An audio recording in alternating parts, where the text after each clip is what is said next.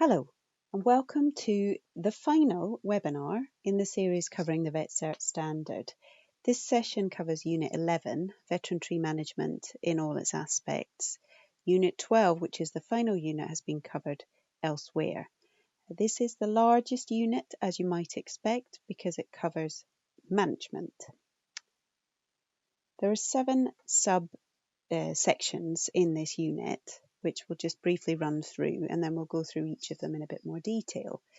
So the basic principles behind veteran tree management: identifying and specifying suitable management options, identifying options for improving habitats in the vicinity of veteran trees, that you must be able to prepare a clear and accurate veteran tree management plan and specifications, actually the undertaking of veteran tree management in accordance with a plan, monitoring, and then strategies for providing veteran trees of the future. So those are the 7 subsections of this, and we'll go through each of them in turn, and each of them have subsections.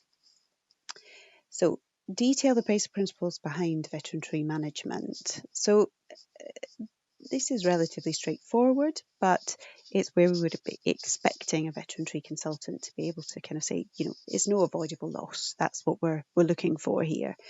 And that we're looking for removal of potential threats. So shading might be one of those, and keeping it alive as long as possible, looking at the rooting environment, everything you can do to make the surroundings better for that individual tree. And the reason why it might be necessary, I guess that should be straightforward again, because we just don't want to lose them unless we absolutely can't do anything. And then the decision-making process before carrying out any veteran tree management. We would always do nothing as the first, at least, consideration when you're being asked about describing the decision-making process. And then if doing nothing isn't an option or would lead to greater risk of loss, then it's the land around the tree that's the next question. Is there anything we can do to improve the rooting environment or shade? And then finally, if those 2 options are either okay or not possible, then it's the tree itself. But that's the kind of process we're looking to here. And this I guess, is a way that how veteran tree management differs, because doing nothing is always a serious consideration and should be the first consideration. What happens if you do nothing, the pros and cons of doing nothing. And I think that's just one of the areas it differs. So the third subsection here is explain how the various characteristics of veteran trees guide management. So the history, of course, that could be if it's been pollarded before, or if it's been in a much more open grazed landscape and now is shaded. The hollowing, decay part, that's a more common feature of veteran trees and should be taken into consideration. It may be very important for biodiversity, for example. Thus, the removal of a limb that contains decay may have an impact on the value of that tree for biodiversity.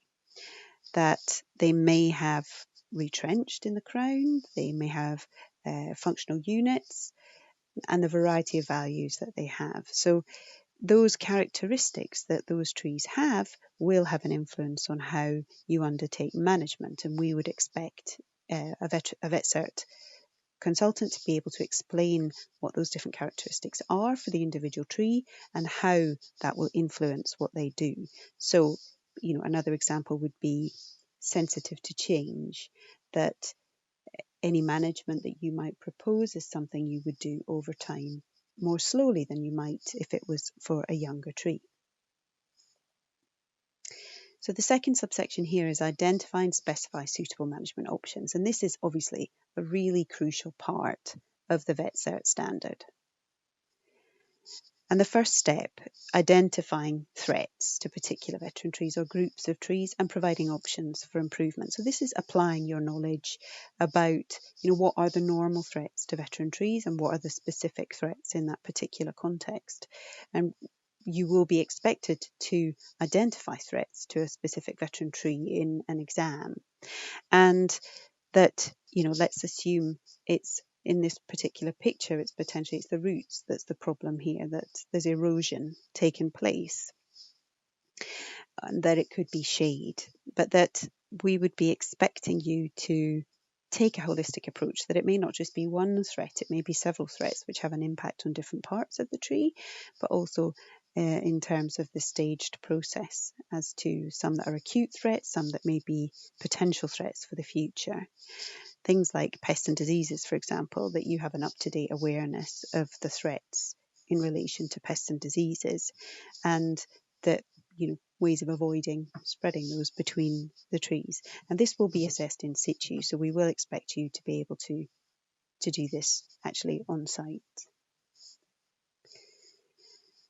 Then another part of this is that's perhaps different again from standard arboriculture, is that we want you to be able to evaluate specific veteran trees' reactions to past management and or natural events, and how this might affect its future management. And that may not just be on that individual tree, that might be on other trees in the surroundings which have had a similar management history. So, if a tree's lost branches in a storm, how has it responded? And if it's, say, an old pollard, for example, but it has lots and lots of branches, that may be an indication of the fact that that tree has a propensity to produce lots of shoots, and therefore may actually respond well to pruning.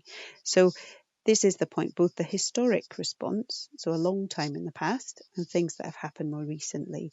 And we would expect you to be reading the landscape, not just on the individual trees, but the other trees around as well in this particular context. Here's an example of a tree it's got lots of functional units, it's got lots of small branches, so it's actually a tree that you might expect to respond reasonably well to pruning. However, it's a very fragile tree. So you've got historic, the fact it's been pollarded a long time ago, you've got failure that's happened, you've got new branches in response to pruning, so you've got the whole range of both historic and recent impacts on that particular tree. Then, of course, there's species characteristics. So that is one thing for that individual tree, but also we would expect you as a vet certified specialist to have a good understanding of the differences in species. So let's assume it's about, for example, how well these trees produce shoots. That varies. Durable heartwood or non-durable heartwood, if it's ripe wood, if that particular species in that environment actually has a high propensity to produce new shoots, for example. And that also that tree species characteristics may change over time. So we know, for example, that veteran trees of virtually all deciduous tree species require more light than they do when they're younger. So it's that kind of expectation that we have of the vet cert specialist, is that you have a working knowledge of the species characteristics and the relevance in relation to veteran trees, and also how they will inform your management decisions. Then, and this is an important thing that we come back to, or we've already mentioned, I guess, in the personal skills, is about identifying any gaps in knowledge in relation to the specific tree, but also in relation to your knowledge. So, if you think that there may be bats in the tree, you may want to bring in someone who's able to identify if there is an active roost in the tree, that there's a fruiting body on the tree and you don't know what it is. It's okay to admit that you don't know.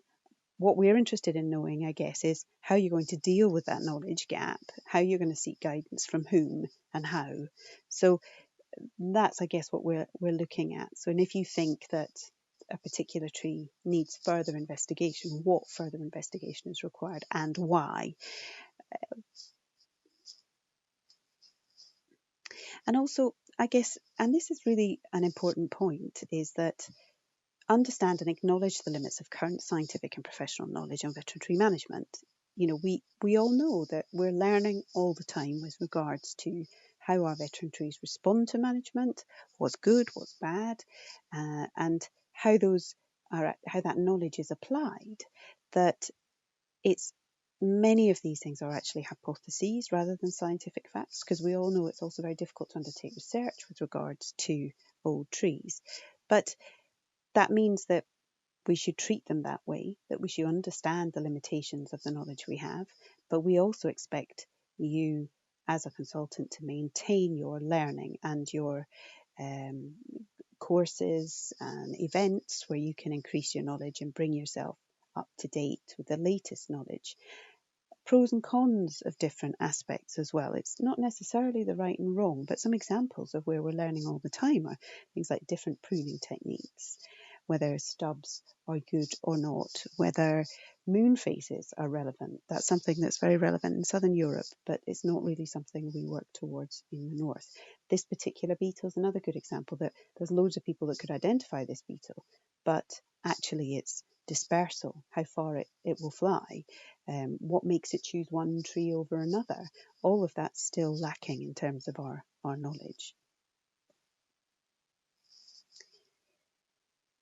Then we would expect the vet cert specialist to have a good working knowledge of the pest and diseases that are relevant for those trees that you're working on. This is again applied knowledge, so that, for example, if we take oak mildew as a disease which does affect oaks, that applied knowledge should be that potentially means we need to consider whether or not it's appropriate to be pruning in the summer, because the new shoots that come may be more affected by mildew.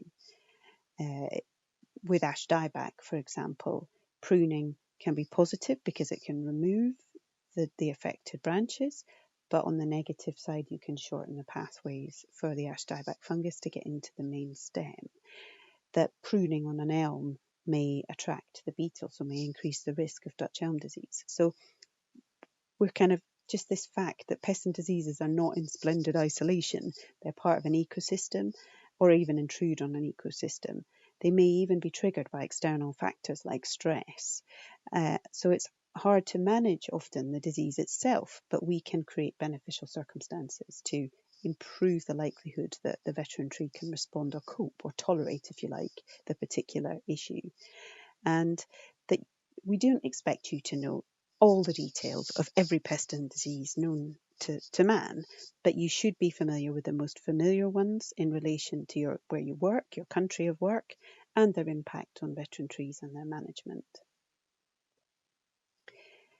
Then moving on to the actual management itself, we would expect you to be able to provide a clear set of objectives for a specific veteran tree or a site, identifying appropriate and realistic management options, including timescales. So again, this fits back into Unit 7 and surveying, but what's the end point for the management? Why is it necessary? Are there stages in the process? At what timescale would you expect to work? And that the timescales are normally longer with regards to veteran tree management. It may be decades rather than years. And also that you come up with potentially different ideas and that you can specify the pros and cons. And once again, we've mentioned this before, but with regard to how this relates to you being examined, this is where we want more information than you might otherwise put in a normal report for your clients, because we may want to understand how your thought process, what's made you decide on that particular objective and why.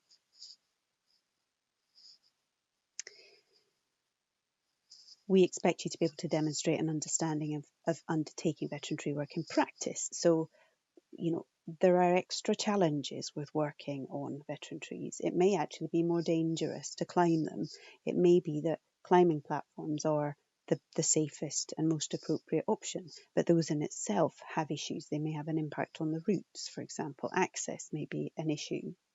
In terms of, so you need to be able to be realistic about what's possible to achieve. Again, weighing up different scenarios, perhaps even that you would discuss your ideas with a practitioner, the one who may want to do the work. So again, this is about understanding the limitations of your skills and knowledge, but applying it in practice. There may also be issues with regard to, let's say, a tree is covered in very rare lichens. That may be another reason why you would want to use a climbing platform as opposed to normal climbing. We've said this several times, and we come back to this on a regular basis about the pros and cons of the management options and techniques. So considering tree health, considering the functional units, the crown development, if it's retrenched or not retrenched, the phasing of the work, the different tools you might use, what you would do with the material when it comes. So we would expect you to be able to potentially come up with one or two different options for a particular tree that you're asked under the examination, but also, obviously the reason for VetCert Standard is that this is how you think when you're actually approaching veterinary management outside of an examination situation. And that, conclusions, for example, this particular tree has had a prop put in place. What other options might have been possible? What are the pros and cons of having that prop in place? And just that kind of thought process that you've shown that you've considered doing nothing, that you've considered pruning the tree, that you've considered putting a prop, and you've decided on whatever it is you've decided on and why. That moves us nicely on to the use of artificial support systems and when they may be appropriate. And of course, there's several different ones, and there are those of us that think of this like Marmite. You either love it or you hate it, but that you would be expected to be able to identify and specify when the use of suitable artificial support systems may be appropriate, and that what the issues are.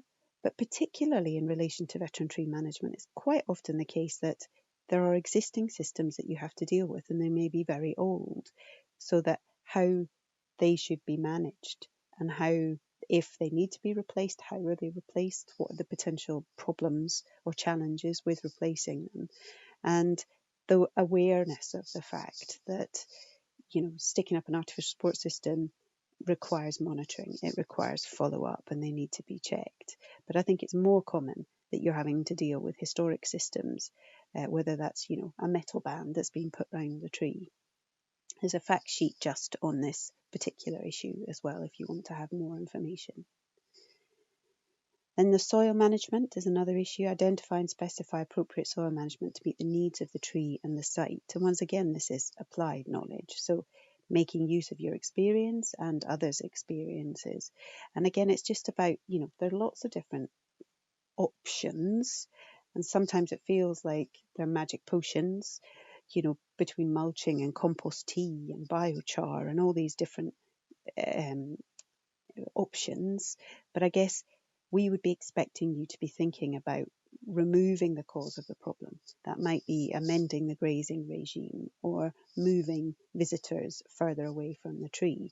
And then you may want to undertake some kind of amelioration with soil management, like mulching, for example, such as in this case here in the photograph. But again, it stages over a long period of time that we would be expecting you to describe. Here's an example of mulching where the mulching's been done not kind of over the whole rooting area, but in sections. And again, what's the benefits? What are the pros and cons of that? Why would you do that? How would you monitor it to see the impact? Then coming back to this point about why techniques for veterinary management might differ from standard management guidance. There are, if you like, more tools in our toolbox with regard to managing veteran trees. And one of them, I guess the most obvious, is that it may often be appropriate to say you're not going to do anything on managing the tree. The size of the root protection area is another thing, which is often differs with veterinary management in comparison to sort of standard arboriculture. In this particular photograph, you've got the retention of stubs. And I think what's very important here is understanding that there are different techniques and they may have their place as long as you understand as a consultant when you use it and what the objective is of the work that you're doing. So for example, we know with beech that leaving stubs encourages more shoot growth. And that's because we want more shoot growth with that particular pruning technique. But you may decide you don't want more shoot growth. That's the point. As a veterinary certified specialist, you ought to be aware that there are more techniques than standard target pruning and why you might want to use those. The size of the wounds may be another issue. There may actually be times when the size of the cuts will be bigger than is advised in your standard for tree care. But if that's going to conserve the tree in the longer term and stop it failing, then may be appropriate, and that's where it potentially differs. So the third subsection here is identifying options for improving habitats in the vicinity of the veteran trees where appropriate. So this is a bit less about the tree itself, but about how you can ensure that the environment in which the old tree is as good as possible, I guess, for biodiversity. So in this case, this is a tree that's failed, and instead of chopping it up and moving it away, they've left it completely in situ. And that's what we would be expecting you to do, or you to specify if you're undertaking work. So that might be the treatment of the arisings, for example.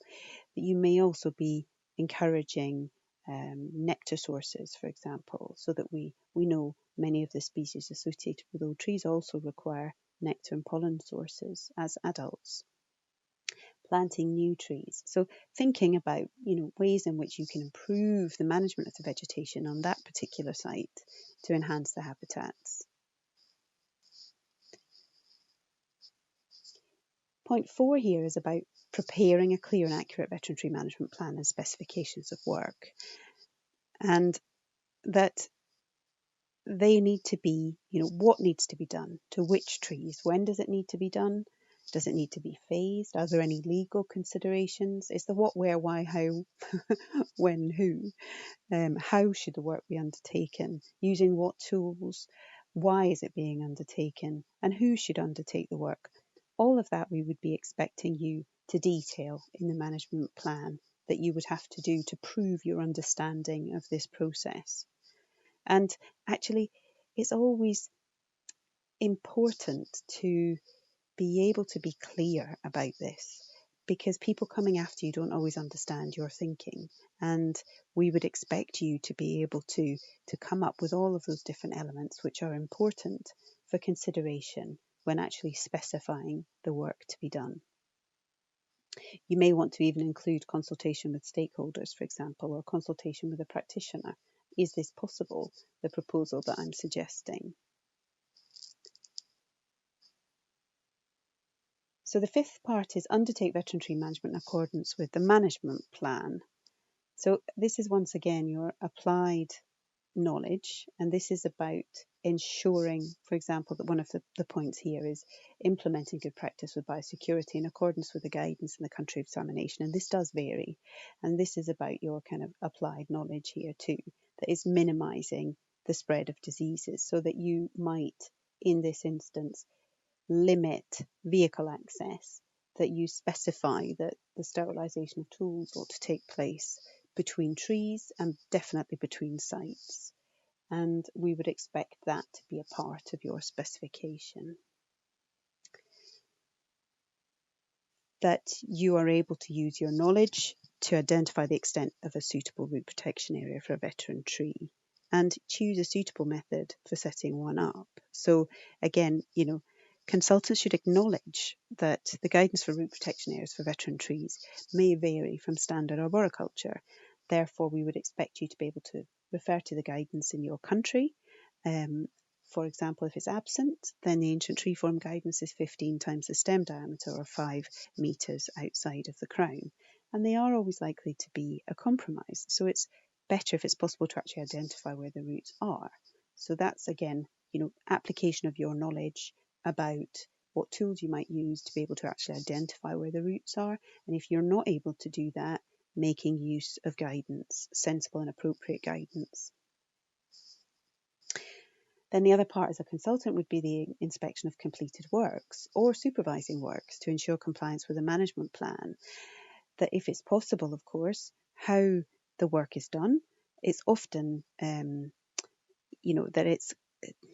often more need for supervision during work potentially, and communication with those carrying out the work. You may not actually need to be there, but it's very important that there's communication between the consultant who's specified the work and the practitioner who's undertaking the work, because that's where over the years we've seen that misunderstandings creep in when that's not done or isn't possible. Monitoring. It's often overlooked as a crucial part of veteran tree management. It's the only way we can learn about what we've done and if it works. It's an essential part of veterinary management, and we would be expecting a veterinary consultant to be conscious of that fact and always to propose it and be able to identify what's a sensible monitoring or an appropriate sort of monitoring. So, for example, that, is the management having the desired effect? This may be important actually when you do nothing. And I think we often have this misunderstanding with doing nothing means just like driving away and never looking at it again. Doing nothing often actually involves monitoring the tree. How is it changing over time? Are there any acute changes, storm events, etc.? But equally, what's the mortality rate of the tree population? Has anything significant changed since the management prescribed? Has grazing stopped? Has grazing started? New pests and diseases, all of those things will have an impact in veterinary management, and therefore having some kind of at least the most basic of monitoring program in place if you're undertaking veterinary management is really very important, and we would expect a veterinary consultant to identify that in their reports and their recommendations. What kind of data collection would you need? What are you recording? How often will you record it? Where will the information be stored? Some of the most basic information is just on mortality rate, which has been so very useful. But we've also seen that the way in which it's collected makes it impossible to use later. So being able to connect it to an individual tree and responses to, say, for example, halo clearance has been really very useful when we've been able to do follow-up work to see and learn from the work that's been done. So the final section in this unit is strategies for providing veteran trees of the future. So we expect a vet cert specialist to not just be thinking about conserving the current veteran trees, but also thinking about future veteran trees. So we'd like you to be able to describe some of the methods that may be applicable to promoting the development of abundant, good quality veteran tree habitat over long periods of time for biodiversity. And this illustration here is kind of what we're getting at, that in order to have a sustainable site with veteran trees, you need to have all four of these parts. So you need to have quality, good quality of habitat, lots of it, over time, and enough of it in space as well. So the distances between the trees. And where all those things overlap, you've got great quality sites.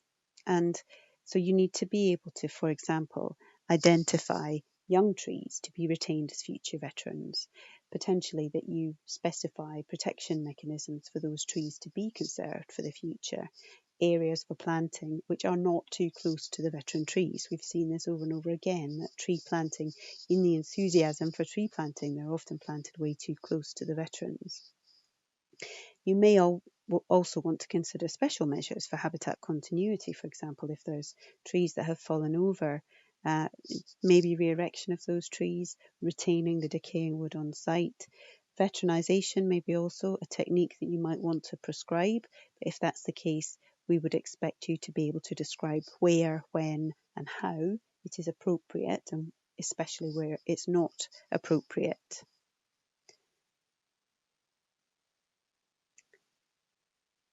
That you're aware of the importance of providing veteran trees for future generations. So this is more in relation to the social aspect, that, open grown trees are the ones that we think live the longest, that you're able to understand that it's a kind of urban tree populations are very important, the health and well-being, all those other factors that we've discussed earlier, that you're aware of the fact that veteran trees of the future are important for people as well as for the biodiversity that are associated with them, for example.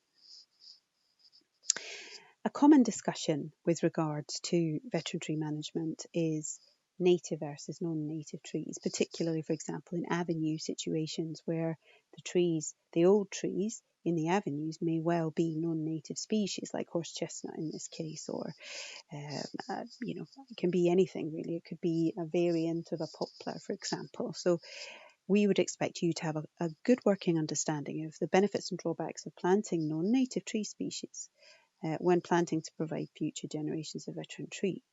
Our knowledge thus far is that actually pretty much all trees, once they start to have decay and hollowing, have a value for biodiversity, regardless of whether they're native or non-native. But that, on the positives, we would expect you to be thinking about the fact that non-native trees may grow faster. They may produce lots of similar decaying habitat to native tree species, but more quickly. On the negative, they may well bring with them tree diseases that we've not currently known about. Ash dieback is a good example of that. So there may be a risk of importing diseases, but the fact that we choose native species doesn't necessarily mean that we don't have any risk of tree diseases. We know that very clearly with the ash dieback situation. So again, it's about, it's safer for biodiversity, I guess, to be choosing native species, but that those native species have a local provenance, or at least are locally grown, to avoid introduction of tree diseases in the future. This is again something we'd expect you to have a good working knowledge of. But then also, an interesting context in this is the changing climate and what impact that's going to have on future generations of veteran trees. And that there may be a difference in what tree species you choose if it's a parkland or an urban environment in comparison with a nature reserve. So all of those factors we would be expecting you to have a working understanding of. So finally, just to go through some of the resources available to you for this particular session. Helen Reid's book and David Lonsdale's book, there's 2 chapters there on the management of land around veteran trees and the management of veteran trees, chapters 4 and 5. Chapter 4 in David's book about tree work assessment of requirements. Again, they're both available to you to download free of charge, and you can buy David's book if you want to as well. And David Lonsdale's book has actually been translated into several languages, including Spanish and Swedish and Flemish. There are a number of fact sheets that have been produced and are on VetCert website. There's one on cable bracing and propping that I've mentioned, mulching that I've mentioned, and pests and diseases too, which are specific to this unit. Then there's a series of videos that have been produced by both the Vet Tree Project and the VetCert Project. With the Vet Tree Project, we've got crown reducing, halo clearance, land around the tree, and the creation of decaying wood habitat. So there are 4 films there that are relevant to this particular unit, if you would like to get a bit more information. And then the VetCert videos, there are a number which are in relation to fungi, heart rot and hollowing, specifically in beech and oak, how sapwood and wounding with regards to fungi. Then we have 2 others which are pole thinning and all pollard, which are specific pruning techniques which are directly related to work on veteran trees. Then there's also a short film on unconventional pruning techniques, which we mentioned earlier in this unit, that there may be techniques that you use with regard to veteran trees which are not standard practice. That short film goes through those and also highlights what we know and what we don't know about some of those techniques, which again brings us back to that point about being aware of what is theory and what is actual knowledge. So that was the last unit, and this is the final webinar on the VetCert standard. And I hope that's been useful to you and wish you the best of luck. Thank you. Goodbye.